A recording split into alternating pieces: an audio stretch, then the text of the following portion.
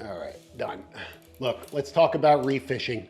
You want to catch more? You got to keep it simple. I'm telling you. I moved down to the Keys. It's been, gosh, more than 4 years now.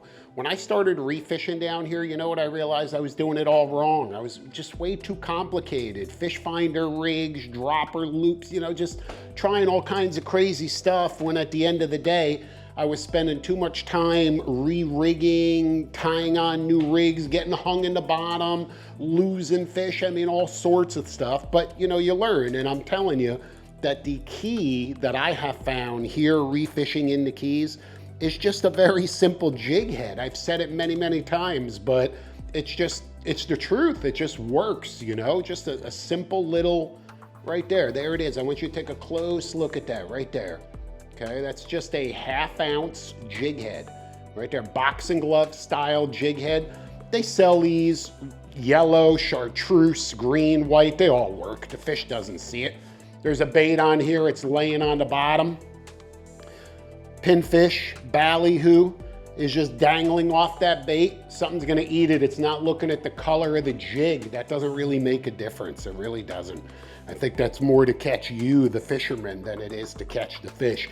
I like fishing the jigs because I could fish a big bait right on the bottom. I'm not trying to catch those little yellowtail. You know, you get anchored up on the reef, you start chumming and there's a swarm of yellowtail behind the boat. I'm not interested in those little 8, 10, 12-inch yellowtail. I want the big mangroves. I want the quality bites, the groupers, the muttons. That's the way to do it. But understand, look, you need something that you can stop these fish with, all right? Because a mutton snapper, a 15-pound mutton snapper is not an easy fish to stop. So you've got to do it right. It's about balance, the whole system, the rod, chaos, 15 to 30-pound class, 7-foot spinner. That's right, a spinner. We fish spinners on the reef. That's it. That's all that you need, 20-pound class spinner. 30-pound leader, diamond presentation fluorocarbon, 1/2 ounce jig head, and I stress the 1/2 ounce. Don't fish any smaller than that because the hook size is too small, okay? You're gonna be pecking away at little fish all day, and when you hook that big fish, he's gonna straighten the hook. So make sure that you fish the right size jig head. That's just absolutely vital. And if I had to pick one, it would be that 1/2 ounce. The 3/4 and the 1 ounce, they're great jigs, they really are, but the hook is too big for the reef. So keep it simple. One more thing I wanna add, right now, wintertime, we get a lot of mackerel on the reef. Spanish mackerel, and even better yet, Cero mackerel. Cero mackerel are like little wahoo. These things are rockets. There's a ballyhoo up on top. You've got a ballyhoo on a stinger rig. You throw it up current, you let it drift down along with the chum slick. And I'm telling you what, if there's any Ceros, right out of the water like a mini wahoo. These things, they sky on the bait like a kingfish. Super exciting and a great eating fish. A really, really good eating fish. So make sure you've got some wire leader, some 1/0 not circle hooks, some 1/0 treble hooks, little stinger rig, okay? Hook that bait in the back of the head. Like I said, a live bait, ballyhoo is best. And I'm telling you what, you're gonna have a ball with the Cero mackerel. So look, let's jump out on the boat. Let's jump out on the SeaHunter. I wanna talk to you about a few of the items that I keep on the boat when reef fishing that make all of the difference, okay? All of this stuff is super important, guys. I'm talking to you one-on-one here. Really, really important. Don't neglect these small items or these small details because I'm telling you what, they're gonna make a big difference when you're out there reef fishing. That's the truth. So don't discount any of these. Let's go. Bait, guys. I can't say enough about it. Quality bait brings quality fish on the reef. Certainly we're gonna try and catch ballyhoo when we're out there, but you can't count on it. What if they don't show, right? So you can see I've got 2 bait pens. One is loaded in dozens of live pinfish, an absolute favorite bait for the reef, and one is loaded in cigar minnows. Cigar minnows, secret sauce to success right there on the reef. But you know, obviously we keep them separate. Don't mix baits and handle your baits with care. Use an R&R wet net, whatever you have to do. Treat those baits like gold because the better that you treat your live baits, the better that they're gonna treat you. All right, look, we're reef fishing. Guys, I don't want to lose my anchor. If you have reef fished enough, you know that it's easy to get your anchor stuck in that reef. And if you do that, you know, you could potentially damage the reef, you can potentially lose an anchor. So I don't want to do that. So I rig all of my anchors, even, you know, the prong style with the prongs that bend open. I even rig those breakaway. And what do I mean by breakaway? This is just a typical fluke style fortress anchor. All right, there's a hole in the back. And by the way, guys, if you hear some construction noise, you know, behind me, I apologize, but they're building our angling retreat right back there. So that's going to be a school of fishing. I'm super excited. We're hoping to be up and running summer, you know, maybe even a little bit earlier. So just bear with me with the noise. Nevertheless, look, I don't want to lose that anchor. So like I said, I rig it breakaway. How do I do it? I drill a hole right in the back of the anchor, right there, of course, with a metal drill bit. And that's where I run the shackle, right there to the bottom of the anchor. Okay, I run that chain up to the top and I connect it to the top of the shaft with a heavy duty wire tie. What does that do? It now allows that anchor to lie on the bottom the way that it's supposed to dig into the bottom quickly and efficiently. But let's say it's time to retrieve the anchor and it's stuck under a rock, stuck under a ledge. Well, if I apply enough pressure, what's going to happen is that wire tie right in front of that shaft at the top of the shaft right here is going to snap. It's a heavy duty wire tie. It's going to snap and it'll now allow me to pull that anchor up backwards right out of the back and just slide it up and out. Never lose an anchor, never damage the reef. What else do you need? Look, you're chumming. Ballyhoo are almost a guarantee that if you chum enough, ballyhoo are going to pop up at some point. Okay, so you've got to have a way to catch ballyhoo. I don't care if it's with a ballyhoop style hoop net, if it's a cast net, you got to catch ballyhoo. Because let me tell you something, there is no better bait than a live ballyhoo. Landing net. Okay, look, this is no place for a gaff. You don't have time to be gaffing fish on the reef. And you don't want to. These are snappers, they're groupers. You don't want to damage that valuable meat as well, right?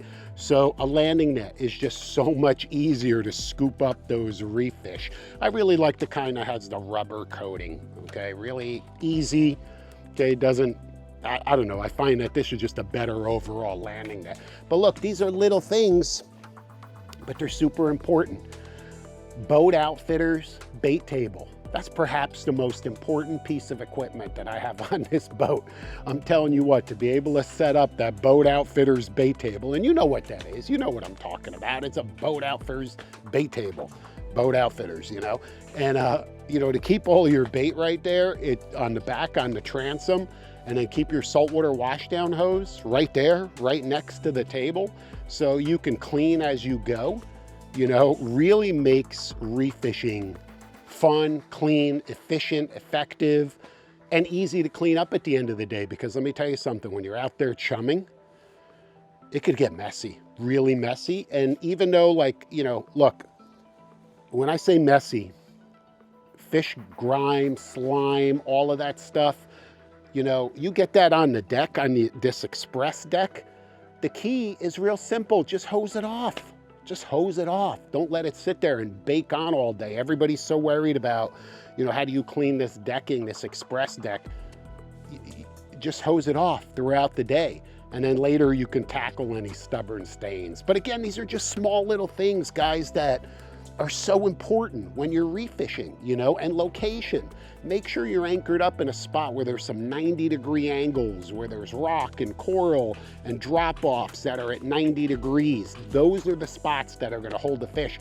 And you can find them. You can find them today with, you know, all of these fancy charts, Seymour strike lines, Baffy Vision on my Furuno TZT XL. I've got all of the tools that I need right at my fingertips to find these spots before I ever even leave the dock. Take advantage of it. So when you're out there, you're not wasting time, you know, running around from point A to point B looking for a bite. You already know where the bite should be, and you've got a bunch of additional spots lined up in case it's not hot right there. So do it right, stay tight. Guys, check this out. While I'm out on the dock, I wanted to show you a little bit more about our angling retreat that we're building. We're right here on Sister Creek, literally just a matter of minutes away from the ocean side in Marathon and maybe 10 minutes away from the bay side. So you really have unlimited access. Guys can come down, they could fish with me aboard my 41 SeaHunter, my Mercury powered cat.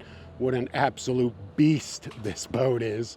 I mean, I honestly cannot say enough about this monster. It's an experience just being on the boat. Our hands-on fishing courses include wahoo fishing, deep dropping, daytime sword fishing, and wreck fishing for monster mutton snappers.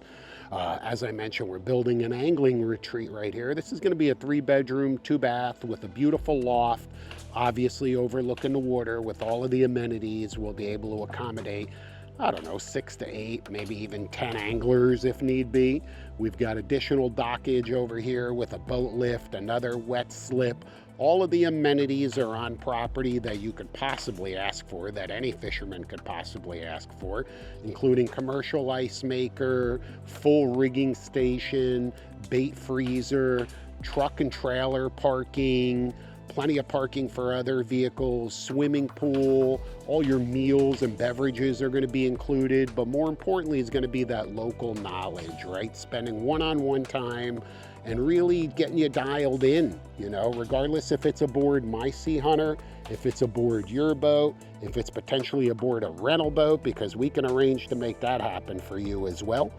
Okay, and learning, you know, making the most of it. So when you come down here to the Keys, or regardless of where you're fishing, you can really maximize your time on the water. And I mean, this is truly a special place. Check that out, guys. I had this wrapped up in my prop. I was coming home from wahoo fishing the other evening. It was late, it was dark. Guess I didn't see a crab trap buoy. And went flying by, it must have cut it off. I had no indication at all. There was no vibration. Of course, the engine didn't shut down. Got back to the dock, saw this hanging in the water. Literally, fortunately, just grabbed the end and unwrapped it right off the prop. It just unwrapped right off. You know, so I'm sorry to that commercial fisherman. I certainly didn't do it intentionally. But, you know, disaster averted, right? Look, hey, I've had burlap bags wrapped up. I've had palm fronds from, you know, palm trees wrapped up into props. Obviously, rope. What's the craziest thing that you've ever had wrapped up in your props? I'd like to know. So mention it in the comments. You know, it'd be interesting to hear all of the crazy stuff that you guys have, you know, run over. So let me know.